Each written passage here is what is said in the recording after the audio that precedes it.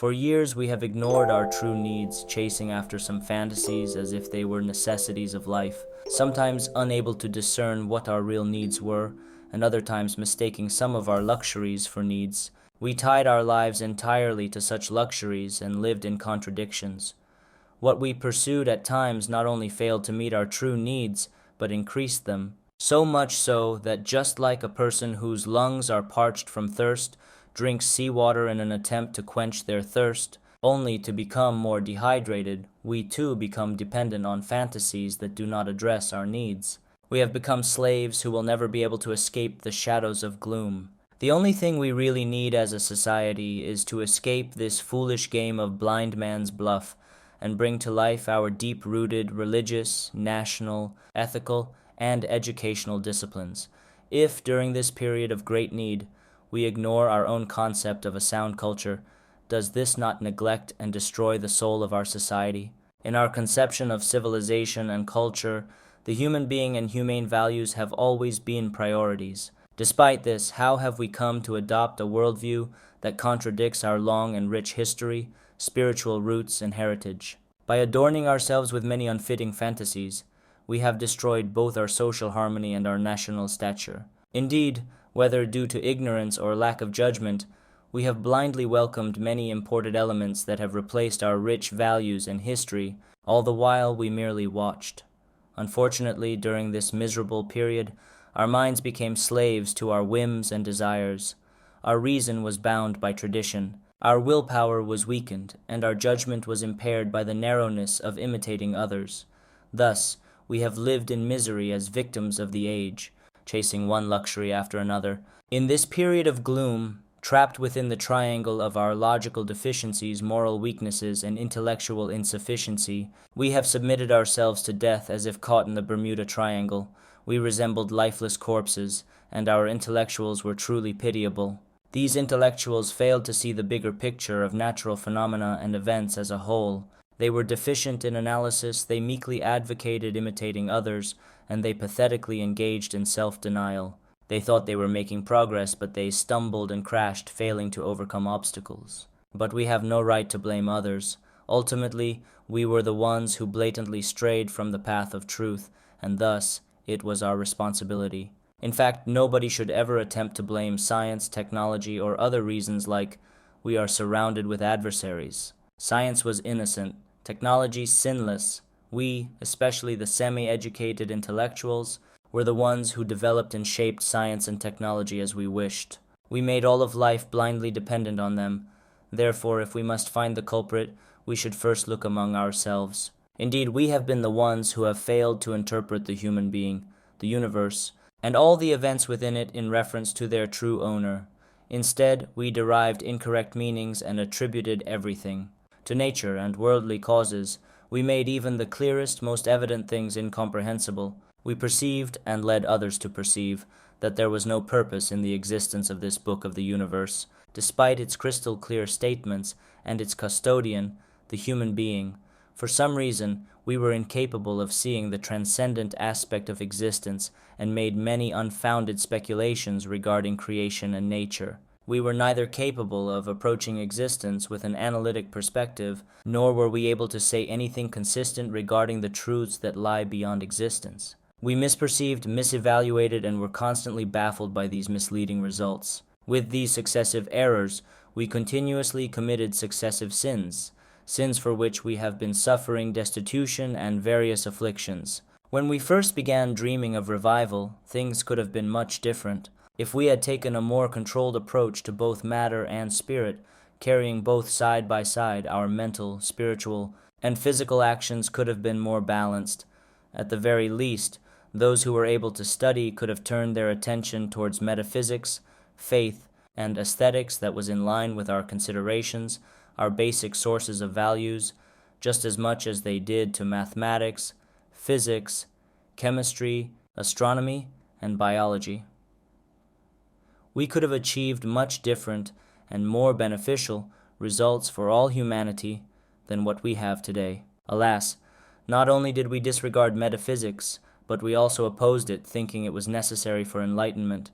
We treated insignificant material matters with extreme sensitivity, while totally ignoring our intellectual, psychological, and spiritual needs. Einstein said, "Science without religion is lame, religion without science is blind."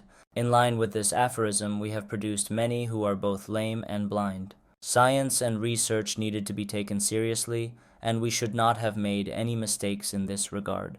Given this, it seems strange that while we devote such attention to the physical dimensions of humanity and existence, we completely ignore the metaphysical. We ascribe everything to matter, physical power, and economics, and we have classified these as the basic factors that will transform the world into paradise. No one should ever assume that we underestimate matter, power, or economics. Yet, if today humanity is in a serious state of despair, with generations sinking deeper into conflict, causing greater harm and dishonor, then we need more than what material prosperity promises. Indeed, it is quite clear that, despite all efforts, a materialistic perspective cannot fulfill people's need for meaning or achieve much. In terms of societal peace, unfortunately, we placed a great deal of importance on mundane considerations and material wealth. Some of us even considered them indispensable. While trying to escape the superstitions that denigrated our spirituality, which is a praiseworthy effort, many of us became entangled in the superstitions of materialism, which rejected much of our heritage. As we strayed from our national roots, we found ourselves trapped in a cycle of instability. In searching for answers, we went from one extreme to another, from strange mysticism to the most extreme materialism, with its myths and the idol of naturalism. While trying to escape the jinn, we fell into Satan's devious trap. And even worse still, amidst such turmoil of thought, some, having completely lost their faith, have reduced the truths of humanity, matter, and the universe to the domain of the senses, insisting on following materialism, positivism, and naturalism, while refusing to accept anything else.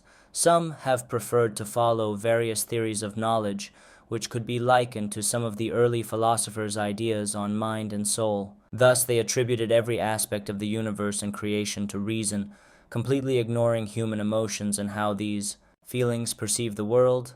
During this period, as we abandoned our most important sources of reference, we continuously faltered amidst the confusion of thought and constantly competed with one another. Because these long years were spent in unproductive conflict, we have made no progress. Even today, our ancient heritage remains a source of dispute, and we are often unable to do more than gossip about it. Sometimes we seem so focused on destruction, as if programmed to do nothing but tear things down. We pretend to be on the right side and try to show our destruction as construction. Thus we continue our age-old conflicts. We have destroyed countless monumental values in a single blow, and as we did so, we constantly envisioned that we would replace them with even better values. What a great pity! So many centuries have passed, yet we have been unable to put in place even fake copies of what we destroyed. If we had submitted ourselves to the true owner of existence, we could have ended this chaotic situation and achieved a new revival with the power, discipline, virtue, and wisdom generated by faith in God. However, this does not mean that such an endeavor is impossible in the future. Yet, to date, it is somewhat difficult to say that we have actually accomplished anything of true significance. To make real progress, it is essential to raise a generation of faith and revival. A generation that is not confined to the calculations of today, but considers tomorrow and the days beyond. A generation that is as much the children of today with their actions as they are bound to eternity and to the reckoning of a very long future. A generation with faith and discipline. A healthy, promising society requires the raising of a generation with these qualities. A society that consists of selfish individuals who work only for the interests of their own families is merely a mass deprived of communal qualities. The strength of a society is directly related to the harmony between its members, and such harmony depends on a deeply rooted and transcendent fraternity and love that flow from people's hearts. If we are not capable of saying or achieving anything more effective or influential than in the past, what is the point of raising our voices to sound as if we are? Our society today is obliged to begin anew by turning toward the essential dynamics upon which our magnificent past was established. If society cannot actualize its values of faith and unity, and thus revive its cultural heritage, then it appears difficult, if not impossible, to escape the current chaos by certain mere technological power and scientific advances. I believe that to overcome the various crises we presently face, it is necessary to stimulate faith, love, enthusiasm, and hope across all segments of our society. We must reinterpret faith based on its original sources and according to the perceptions of our age. If a religion is stifled in terms of its spirit and separated from its divine origins, only to be confined to the interpretations of a banal worldview, then that religion cannot provide what is needed of it, nor can it voice a new message to the world. A religion God sent to humans so they can attain happiness both in this world and the hereafter cannot depend on individuals' pleasures or their arbitrary interpretations. Such a religion cannot be regarded as a mere set of principles designed for worldly materialistic interests and transient joys. The message of a religion cannot be restricted by interpretations contrived for the benefit of certain individuals or to conform to the requirements of a particular period of time.